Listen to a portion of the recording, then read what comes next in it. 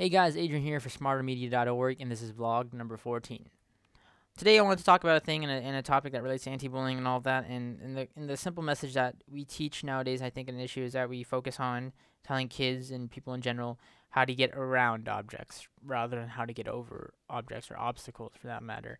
How to not overcome things, but how to avoid them. And this relates to bullying and my topic at hand. I was planning on making a video for anti-bullying and conveying my message and my thoughts on subjects and where I stand.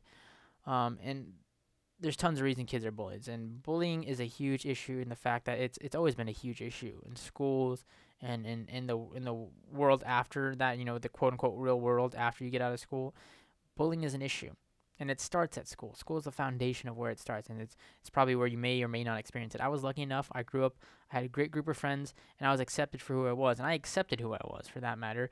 It's not just the fact that I was accepted by them, because even if I wasn't accepted by people, I would still be who I am. I am considered maybe labeled as a nerd or a geek. I'm interested in things that maybe other people aren't as interested in. I get excited over things like new electronics and new products rather than, whatever other things are out there, I mean, that's who I am. I'm more of an introvert. I prefer, staying inside sometimes and learning and reading and whatever it may be, or shooting a video for that matter.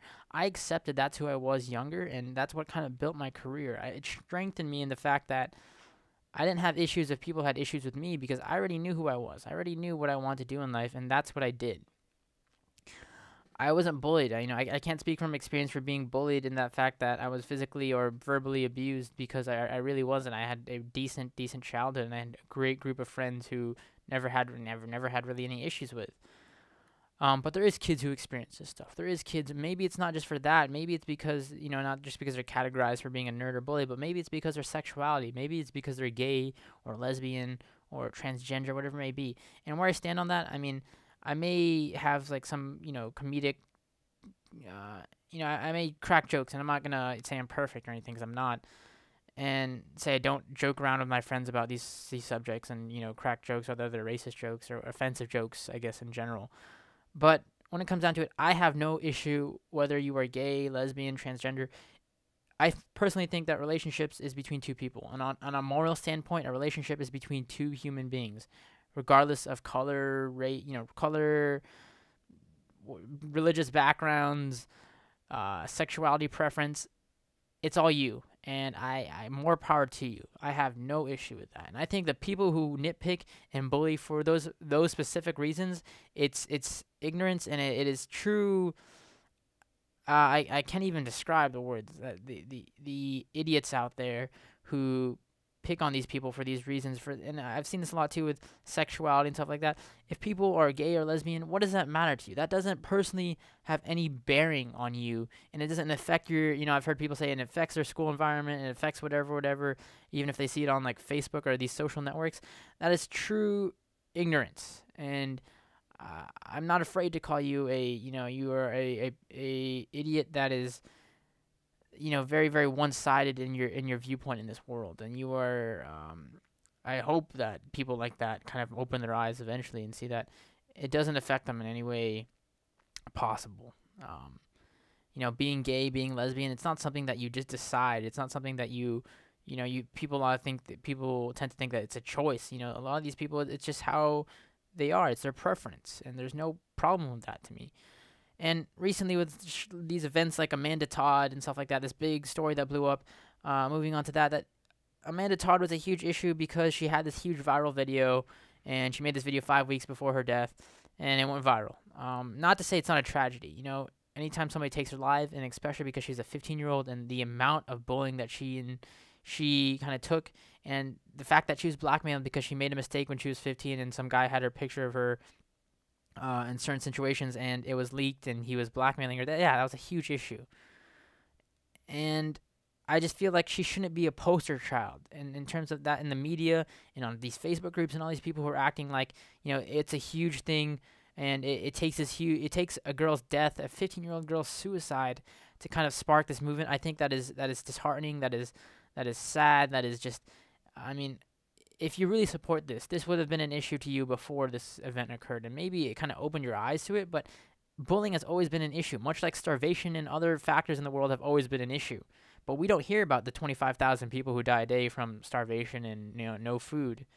We never hear about that as much as we hear about this girl who committed suicide, and she's all over public news and all of that now. I mean, again, her tragedy, she has her own story. She had a message that she tried to convey, but overall, I think if her message meant anything, it's that you need to help the people out there who are struggling in the now, rather than when they take this decision. Because to me, suicide is never a solution, and that should be a fact. I mean, it's a permanent solution to a temporary problem. And to say it gets better, that's a great message and all that, but it's not enough. I mean, sometimes it gets a hell of a lot worse before it even gets better in any situation, whether it's bullying, etc. You have to go through a lot of trials and tribulations and all this bullshit sometimes before it even starts to get better.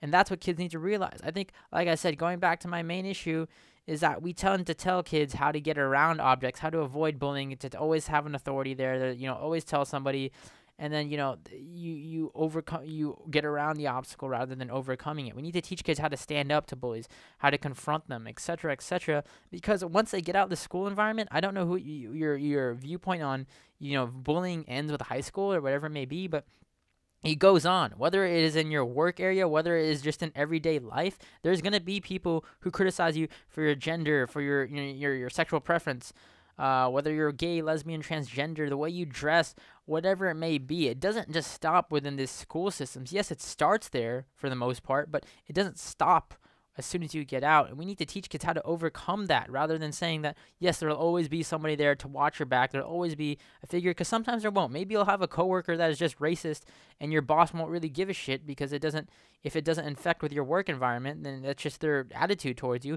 What is he to do? Maybe, separate you guys, whatever it may be.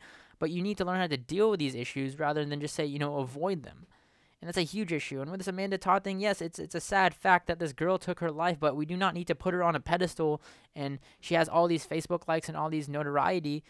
But yet there's all these other kids who die, whether it's because they were bullied because they were gay, or bullied because they were, all these other things. There's so many kids who out there who've taken their life, and sad, tragic stories. All of them have their own stories, but none of them are, Amanda Todd's doesn't stand out as strictly unique because she was a 15-year-old and she went through all this stuff. Yes, it is tragic, but all these other kids do too, and we need to focus again on those who are now having that issue, who we can still save.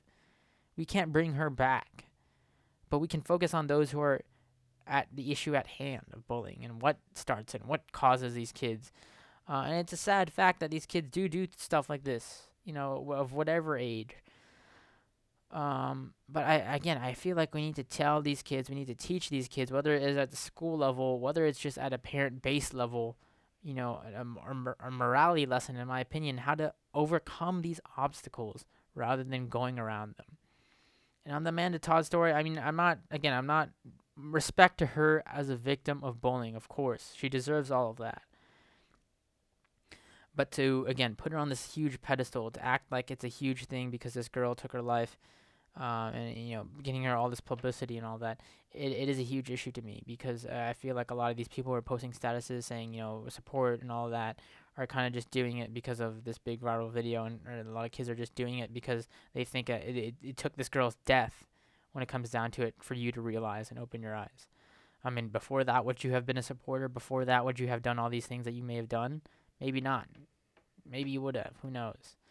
Anyways, that's my 2 cents on that matter. This has been Vlog 14. Love to hear your opinions, thoughts down below. Thanks for watching.